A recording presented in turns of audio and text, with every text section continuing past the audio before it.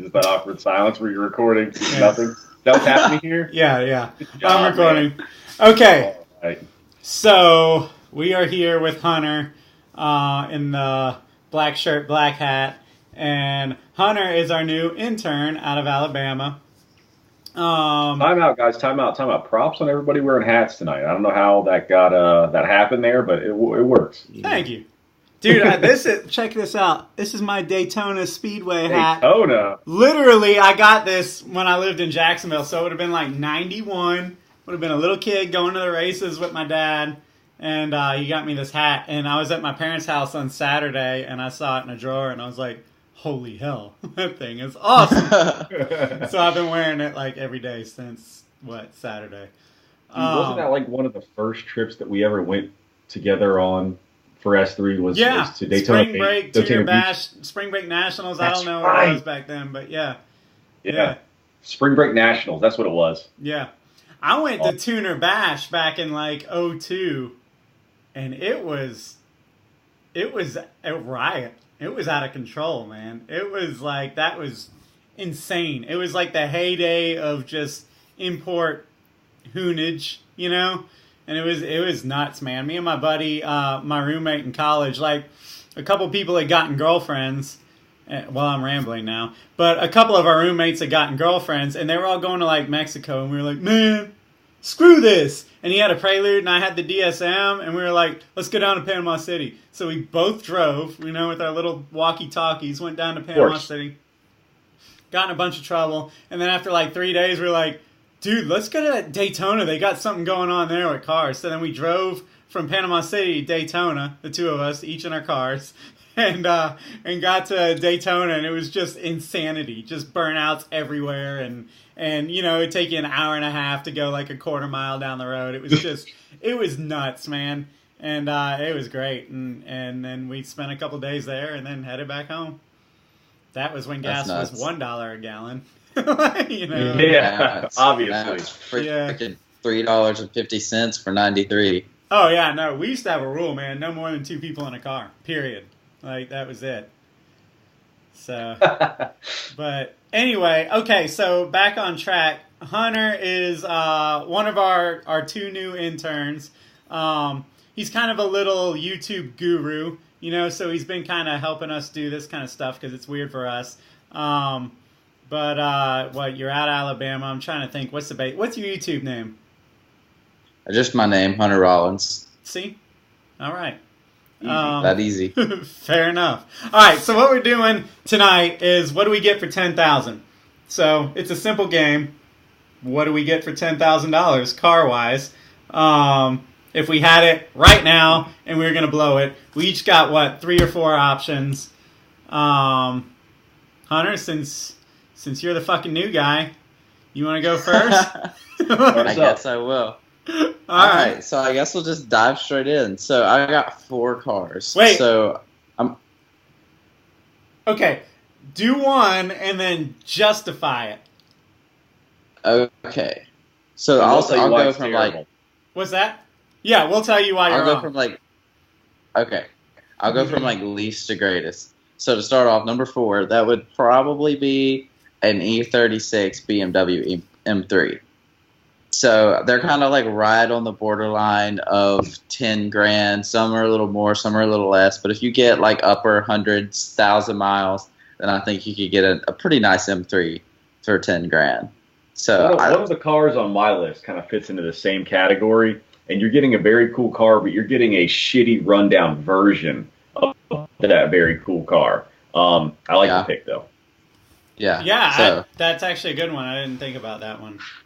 I'm an idiot. So there's that. I don't really know of a good way to necessarily justify it. I mean, it's an M3. Like, it's every, like, because, you have, like, your regular, like, Civic era car enthusiast, and then you have, like, the luxury car enthusiast. Mm-hmm. You have all the guys wanting the IS300s and the M3s, then you have the dudes wanting, like, the Civics and everything else. So I feel like it fits in, like, a good category of like, man, I really have this 10 grand, but I want something way out of my league. So I'm just going to get like a super high mileage BMW. But anyways. No, I like it because it's kind of a car worth saving. Like it might give you some problems. but it's kind of worth fixing the problems, and it's kind of it's a forever car. Like you could have that car from 20 to 70. You know what I mean? Like it's an E36 M3. It appeals to everybody. You're not going to outgrow it. So yeah. So moving on. No, wait, I guess, hang on. Save the other ones, and then we'll go in rotation, I guess. Okay, fair enough. I like it. Mike, go ahead and tell them what your C5 is. Ah, damn it. You ruined it for me. I'm not going to start with that one now. Okay. Bastard. No, I'm going to go with a Toyota MR2 Turbo. Okay. I like it. I was actually thinking the MR2, but everybody's like, those are extremely dangerous cars. So I was like, I don't care. Not on that one. Target top, turbo, rear-wheel drive, fun car, man. I forgot they made those in turbo. What? Yeah. The spiders aren't worth getting. You got to get the turbo. Why we want them. Oh, that's awesome. Yeah, dude. Back in like, God dang it, here I am with all the grandpa stories tonight. But back in like 99, 2000, we were rolling down to Nopi Nationals.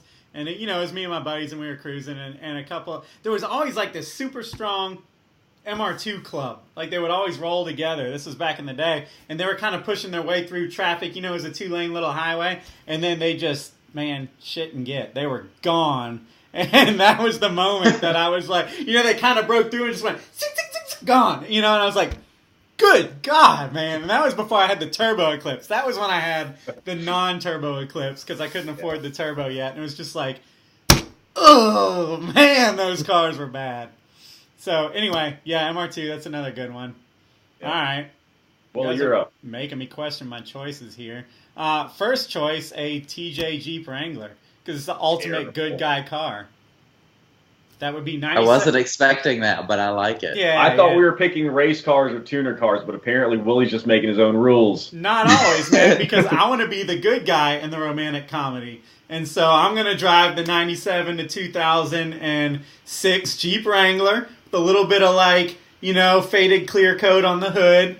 But you can get them at this point in its life, how many transmissions has it gone through? Who cares? You can change one on the side of a trail. It's not a big deal. No, but that's why I would pick it, because it is a Jeep Wrangler is the most modified vehicle on the planet. So there's not going to be any trouble finding parts, whether it's OEM replacement or aftermarket parts. You can go out and find yourself in the woods and find a new part of yourself. You are the ultimate good guy. If you got a freaking Wrangler and a dog, come on. like that's it. So you don't have a dog. I would recommend man, but I can get a dog with the money I have. They're like, I'll adopt a dog. That's even cooler, Even more good guy. It's just it's a totally recommended car. You know what I mean? It's just something that it's like, man, get yourself a Jeep. It'll change your life. If it doesn't, you can sell it and make money. So that would be my first choice. True. TJ all day. LJ if I could afford it, which is like the TJ but a little bit longer wheelbase, but I don't think you can really get them for $10,000. Yeah. All right, Hunter, you're up. Hunter, number 2. All right. So next on the list, C5 Corvette. God dang you guys. Yeah. I agree. Yeah. Uh-oh. Oh no, is he gone again? I mean, come a 6-speed, LS, and the perfect. Well, I mean, come on, the pop-ups, dude. I can't even get past the pop. It's perfect. No, it's perfect in every way. For $10,000. Me and Mike were talking about the C5 because it is the best bang for the buck. Problem is, at $10,000, you're gonna have a hard time finding your 6-speed or whatever it is, your manual. But it can be done. It can be done. Yeah. It can be done. It's right there in the in-between because it's not really quite a $10,000 car yet, but you can damn sure find one for $15,000. Yeah, it's right on the border. I was looking. Yeah, but by the next price bracket, like the 15, you can find them all day long. So, yeah, no, that works. That's a good one, and you can't argue with it. It's probably the smartest choice if you're looking for a sports car. Yeah. All right. Was that one of yours, Mike? That was my numero uno. I was going to wait to do that one. Thanks for stealing my should never never there, Hunter. All right, so go. I'm up. Mm-hmm. All right. I'm gonna go Nissan 350Z Infiniti G35. I like it. You can get them for super cheap. Yeah. Easily modifiable car. Yeah. Good looking. Can we get a convertible? Sure, we can get a convertible. I always kind of like the 350Z Vert. You know, if you get the 6 Hate 'em. I actually have a friend that has a G35 that he got from his brother that's painted Ferrari Abu Dhabi blue, like the legitimate paint code, because his brother twin turboed it, built it for 1,000 horsepower, and then it blew up on the dyno. So his brother just threw it in a storage building, and he was like, So he bought a wrecked parts car from Copart, swapped the engine in it, and now he's driving around a Ferrari painted G35, and it's like the most gorgeous thing I've ever seen. I'm like, this thing is awesome. Nice. No, yeah, that one was definitely on my short list. But I had a strategy here. So the first car was the good guy car. The second car is the fun car, and that for me would be the S2000. Yeah. I mean, come on, it's got to make the list, right? Somebody had to say it. The That was next on my list. I mean, like that M3, it's something you could keep forever. It's always going to be cool. When they came out, they made the most power per liter of any car. So it's it's significant, and it's fun as hell to wind out a convertible in 9,000 RPM.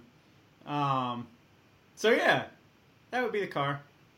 I think maybe I was tossing around a Boxster because Boxster's got more pedigree, like a Porsche's got more heritage, but the S2000's kind of like the modern day hot rod because you can work on it. Like the Boxster, you're going to run into freaking problems, and when you do, it's going to be expensive and it's going to be stuff you can't reach. The S2000's the kind of car where you just pop the hood. And actually, Guy was just telling me the other day that is technically a mid-engine car, which I never really thought about because the motor is totally behind the front axles. So technically, that makes it a mid-engine car.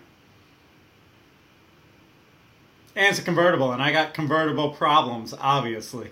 Every car I ever pick is some sort of convertible. Yeah, this is a new thing with you. I don't know what's going on the last 2 months, but you're all about convertibles. Verts. Man. It's good for the hair. But I think the S2000... What's that? I think the S2000 is another one of those cars that's sitting right on the border of you almost can't get it for 10 grand. Nah, man, you can get them ragged out for...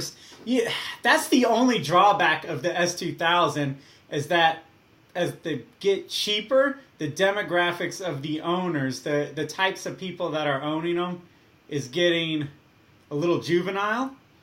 And that can be bad for the aftermarket, bad for the image of the car, which is why I would maybe steer towards the Boxster S. Because me being an old fart is like, okay, kids aren't going to mess with the Boxster S. Whereas the kids might drag down the image of the S2000. But you know what? I don't care, man. An S2000 is still an S2000. It's still going to be an awesome car, no matter what. And I think, at least here in the Atlanta area, which is saturated with cars like that, I think you can get them for... eight or nine, pretty much all day long. I mean, they might have pretty consistently there. They might have 100,000 miles plus, but it'll be an AP1. But it'll be a good car, good enough. Hondas. Yeah, it's a Honda. It's like. Who cares? I mean, yeah, dude, it'll be fine for 200,000 miles.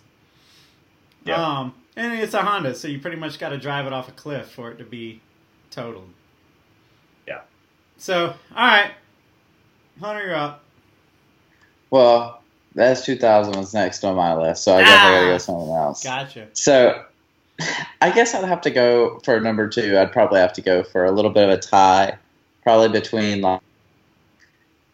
an Audi S4 Quattro or maybe an IS300 or something of the sorts. Just because the Audi S4 Quattro, they're a little bit more expensive to work on, a little bit harder to attain parts for, but the car as it sits is great around corners. I mean, it doesn't have a lot of power, but it has the power that you need just to have a blast with it. And my friend picked one up in rough condition for $3,000.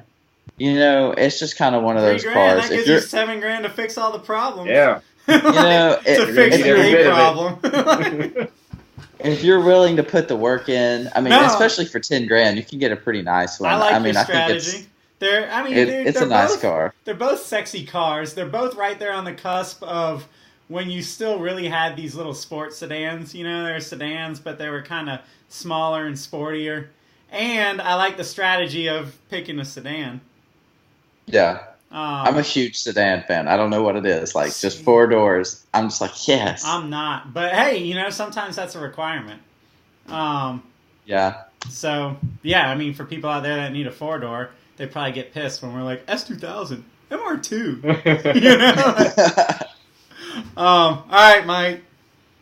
All right. All mine have kind of been taken, so I'm going off the cuff here. But my next one is a sedan. I'd say WRX STI if you can get it. It's tough under $10,000, but you know you can definitely get some nice bug eyes for $10,000. Man, that makes me want to get an SRT4 and beat you. Now I'm gonna have to change my last one. Yeah. Okay. No, yeah, that's cool. They're good. All right. So my third choice was kind of my wild card, and my wild card was gonna be to find like an early '70s Charger, like a '73. Like the one from Burn Notice, because it's just badass. Burn Notice itself was badass. See, he knows. So many people are like, what show? And I'm like, how do you guys not like Burn Notice? Every episode. And then you get them TV snobs that are like, oh, that shit is kind of like lame. I'm like, you freaking mean awesome, dude. Like, they're like, the acting is bad. I was like, no, that's what makes it freaking awesome. No, yeah, so it's like the best spy show in history. Yeah. Yeah, it's kick-ass. So it might be hard to find a 72 or 3 or whatever that is. So contingency by a 2008 Charger Srt8, which at first you're going to say, you can't get that for $10,000. I'm going to say I can because I'm going to find a wrecked one. And I'm not going to fix it. I'm going to bag it. I'm going to take it out to a field and we're going to shoot it. And then we're going to stick, like not with a camera. We're going to shoot it. And then we're going to stick fog machines up in the grill, put badass wheels on it. Don't touch anything else. Go drive it up against the guardrail on 285. Just destroy the thing. But just make it cosmetic and then just gangster it out. Just pull up to lights. Slam it down, hit the fog machine, steam will come up out the roof. You'll be the baddest dude around. And you can do it for $8-10,000. Well, game over. I have no comment. I don't know what to say. I've been wanting to do that forever. And I want to do it with a cop car, with a cop Charger. The problem is... Please, can we get an Interceptor? Those cars are really road hard and put up wet. So I might get the SRT8 and just find one wrecked. You're talking about shooting the freaking car in a field. Who gives a shit if it's been driven hard? Well, I want it to be reliable. After you shoot it? Slam it into a guardrail? Strategically. Yeah, strategically put it in a guardrail and shoot it. No such thing. Man, Instagram hero. I want to see you do it. Wish, yeah. This magazine would make us some damn money. I'd have done it already. You know I'm hood rich enough to do that immediately. Oh, shit. Does anybody have any more cars? Well, I mean, my last one was going to be the WRX STI. But I guess, just for the sake, early 2000s Mustang GT. Yeah. Question. You're freezing up. You said Mustang GT, and then you went to hell. They've come out with. Say what? You're breaking up. Okay. Yeah. So the early 2000s Mustang GT, just because I mean it's a Mustang, you can't really go wrong with it. I mean it's not the arguably it's not the best Mustang engine that they have developed. You can't go wrong with a Mustang. So I guess that'll be my last one. How the hell has no one picked the Acura RSX? Because they make an S2000. I was going to go SRT4, but I'm... That's the 5,000 and under bracket. You can honestly get those for $5. Yeah. Yeah. No, the RSX is a good car, but it's in a weird place because everybody wants the old light hatches. And the RSX is, it's heavier and it's more expensive, so it kind of gets skipped over. And it's in the price bracket of an S2000, so, like, why wouldn't you buy the S2000. You know, you can get the convertible and the rear-wheel drive and all that. Backseat golf clubs in, then RSX. Yeah, that's true. I'm surprised nobody went with the Catfish, the F-body Camaro SS. Thought about it. Oh. Thought about it. I had a roommate in college that had WS6, and I thought that thing was the baddest friggin' car in the world. And then I kind of grew up and realized that it wasn't. Like, I don't like the way they look like stock just because it looks like a fish. But I've seen a couple of them that, you know, you throw some fat tires on it, lower it a little bit, put a wicked cam in it, and it's just like... Because I like the challenge of it. I love those kind of cars where you could make, like, car guys in our little peer group go, damn, man, like, I got to take back everything bad I said about you because that looks awesome. And I have seen some of them that look really good. It was on my consideration list. It's tough. I mean, it's a tough car to love. Yeah. It's weird because import guys are going to domestics now. Like, I 10 years ago, if you would have said that, I'd have been like, hang up on Hunter. But like, now that kind of stuff is accepted because, I don't know, we just want the challenge. So, yeah. Also, it's cheap now. So guys are like, I could have this ragged out Dodge Neon, or I could have a V8 Camaro, for relatively the same price. So, well, it goes with the tuner mentality of thing. The tuner mentality has always been take a relatively slow vehicle, probably a 4-cylinder, and make it fast. So now we're just taking relatively shitty looking cars and saying, let's make them look awesome. Well, and I think when I was, a kid in the import scene or whatever, it was very much about it was a big middle finger, right? It was like, we're not going to do what's expected. We're going to do something that's totally just because F you, is that kind of a thing. And now the import guys, generally speaking, have kind of turned into the predictable ones. So a lot of the domestic guys now are kind of the ones that are like, look, I'm thinking for myself. I'm going to do what I want. I'm not just going to do what's expected. So it is kind of a weird thing going on now where, like, import mentality is being seen in the domestic world, and then the import guys are the ones that have got the cookie cutter cars. I mean, that happens with Hondas all the time now. Somebody will be like, oh, I got an EG. It's like, let me guess, it's a K-swap, and the engine bay is a different color, and it's tucked, and it's got a freaking spoon sticker or a Mugen sticker, or like, it's kind of flipped rolls. But whatever. And what I'm interested to see, it's off topic, is what happens when all these 2005 plus Mustangs or the 2010 plus Camaros get cheap. And when they start making our $10,000 list, there's going to be a clear-cut right and wrong answer on what you should buy.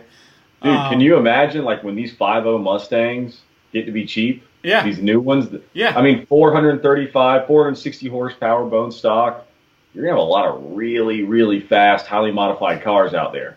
Yeah, it's going to be great. Yep. Okay. Are we done? That's all I got. That's all I got. That's all I got too, man. All right. All right. Night, boys. Good night, people. See you guys.